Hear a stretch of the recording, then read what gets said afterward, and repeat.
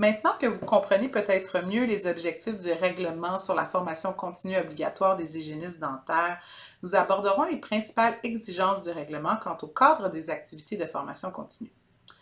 Dans la section 1 du règlement qui regroupe les articles 1 à 10, vous y trouverez toutes les exigences et obligations quant au nombre d'heures ou quant au type d'activité que vous pouvez ou devez suivre au cours d'une période de référence de 2 ans. Justement, concernant la période de référence, la toute première période sera du 1er avril 2024 jusqu'au 31 mars 2026. La séquence donc que vous connaissez déjà avec la politique ne changera pas et reste la même. Pour vous aider à vous en souvenir, une période débute au 1er avril d'une année paire et se termine au 31 mars 2 ans plus tard. Par exemple, il y aura une période de formation qui débutera le 1er avril 2028, qui est une année paire, et qui se terminera donc au 31 mars 2030, soit 2 ans plus tard. Quant au choix de formation que vous aurez ou que vous ferez pendant une période, elles doivent toujours viser à maintenir à jour et développer vos connaissances et habiletés liées à l'exercice de la profession d'hygiéniste dentaire. Et elles doivent être pertinentes à votre propre développement professionnel. Maintenant, concernant les principales exigences. En résumé, tous les membres ont 6 principales obligations. La première est d'effectuer 40 heures de formation continue dans la période de 2 ans. De ces 40 heures de formation continue, les membres devront suivre un minimum de 2 heures de formation en éthique et déontologie, un minimum de 2 heures en prévention et en contrôle des infections, PCI, un minimum de 2 heures d'activité d'évaluation de l'exercice de la profession, qu'on appelle aussi pratique réflexive, un minimum de 4 heures en RCR, et de ça aussi découle une 6e obligation, soit de maintenir en tout temps une certification valide en RCR pendant la période de référence. Pourquoi faire des sujets comme l'éthique et la déontologie ainsi que la PCI des exigences particulières?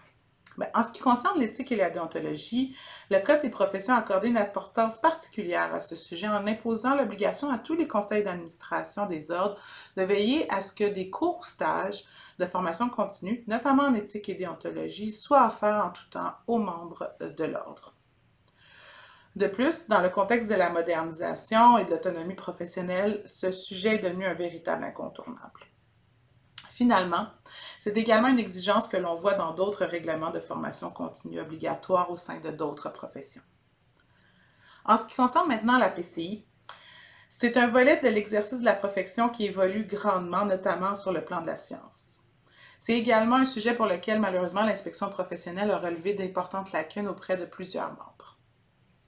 Les formations disponibles qui permettront aux membres de répondre à ces 2 exigences pourront être choisies à partir d'une liste que l'ordre va préétablir et seront donc facilement identifiables pour vous. Maintenant, pourquoi inclure aussi l'évaluation de l'exercice de la profession, aussi appelée pratique réflexive, et en quoi ça consiste?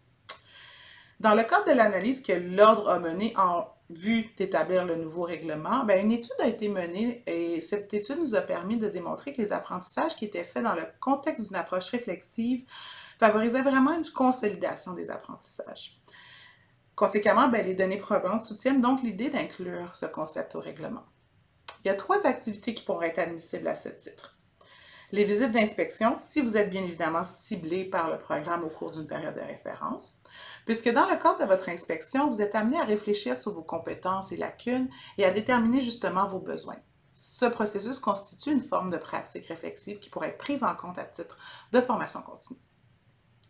Comme autre activité reconnue, cela peut être par exemple la participation à un programme d'accompagnement volontaire de l'ordre. On peut notamment penser à un éventuel programme de démarrage en cabinet d'hygiène dentaire, par exemple. Finalement, la 3e activité reconnue à ce titre, c'est l'activité d'évaluation de la pratique à l'aide d'un outil technologique reconnu par l'ordre. Dans les faits, il s'agira d'un portfolio qui va porter sur votre propre développement professionnel que vous pourrez remplir tout au long d'une période de référence et qui sera disponible sur Campus HD. Une formation d'ailleurs spécifiquement sur le sujet vous sera dispensée ultérieurement.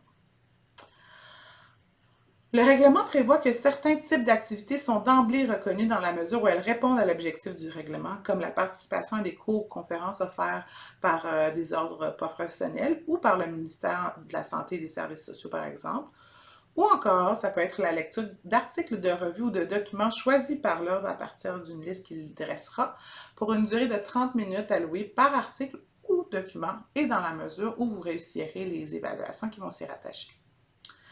Mais, outre ces activités d'emblée reconnues, il est aussi possible pour les hygiénistes dentaires de faire d'autres types d'activités qui sont prévues à l'article 8 et l'ordre pourra en reconnaître pour un maximum de 10 heures. On peut notamment penser à la participation à des cours ou des conférences offertes par des fédérations ou sociétés dentaires ou encore par une personne ou une institution qui a une certaine expertise en hygiène dentaire. On peut aussi penser à la participation à titre de formateur ou conférencier à une activité de formation continue liée à l'exercice de la profession.